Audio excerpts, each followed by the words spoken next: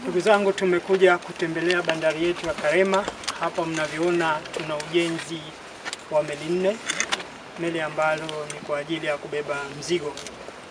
Haya ni maono ya Dr. Samia Suluhu Hassan na maelekezo yake ili tuhakikishe kwamba tunaishirikisha sekta binafsi katika ujenzi wa miundombinu hapa nchini.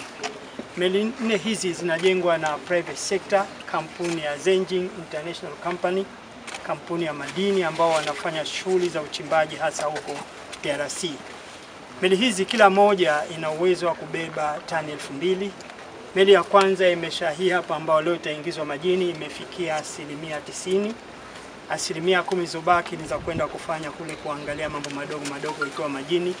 Meli ya pili imefikia 85%, na meli ya tatu imefikia 75%, na meli ya 4 imefikia 35%.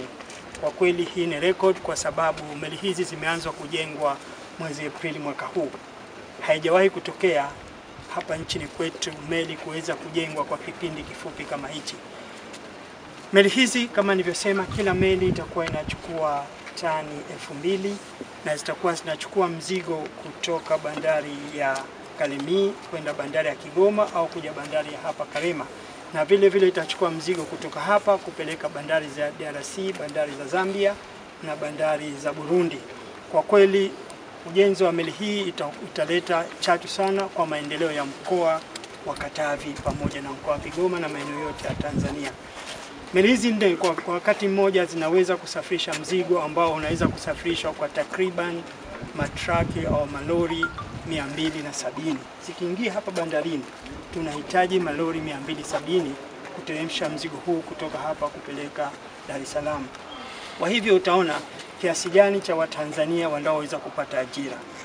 Malori haya 270, sio malori 300 kwa ufupi, unahitaji kama watu si chini ya 600 700 kutoa hapa mpaka kupeleka Dar es Salaam.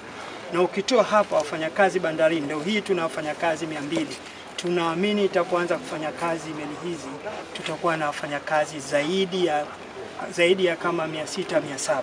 Unaona jinsi gani ambavyo uchumi wa mkoa huu wa Kigoma, uchumi wa mkoa wa Katavi, uchumi wa mikoa mingine yote haya utaweza kubadilika kwa ujio wa meli hii. Tunaamini kuanza kuingia meli hizi 4 kutabadilisha na meli nyingi zitaanza kufanya kazi katika bandari zetu hizi za Ziwa Tanganyika. Miaka 2 iliyopita ilikuwa hakuna meli. Ilikuwa changamoto kubwa sana kwenye meli katika maeneo haya. Tumejenga hii bandari muda mrefu lakini ilikuwa hakuna meli. Kwa muda wote toka tumemaliza kujenga mwaka 2022 mpaka leo zimeingia meli 7. Sasa meli hivi zitakapomalizika kila wiki kutaingia si chini ya meli triple, pengine meli triple 4, triple 8 za meli. Hili ni jambo kubwa, ni jambo la kushukuru na ni jambo la kumpongeza sana Dr. Samia Suluhu Hassan kwa maono makubwa. Na sisi tunaomba kumhakikishia kwamba tumejipanga vizuri, TPA, TRC na taasisi zetu zote kuhakikisha kwamba tunakwenda kufanya kazi na sekta binafsi kuhakikisha kwamba tunabadilisha uchumi wa nchi yetu. Badala ya kufikishia bandari za Angola, sasa ndio kufikishia bandari zetu, na hii ilipelekea sisi kutoa ruhusa kama serikali kuwezesha kujengwa kwa meli hizi 4, lakini pia tutajenga bandari ya Kigoma, lakini pia tutashirikiana katika kutumia bandari ya Dar es Salaam. Maana ni kwamba mzigo wote utakaotoka Kigoma na Karema utapita katika bandari ya Dar es Salaam, lakini tunategemea pia tutaweza kutumia bandari ya Tanga. Na hili maana yake ni kwamba litaongeza shughuli za kiuchumi katika mnyororo mzima wa usafirishaji kutoka DRC Manono mpaka Kalemi kwenye maji kuja Kigoma na Karema, lakini pia kwa reli na barabara kutoka hapa kwenda Dar es Salaam.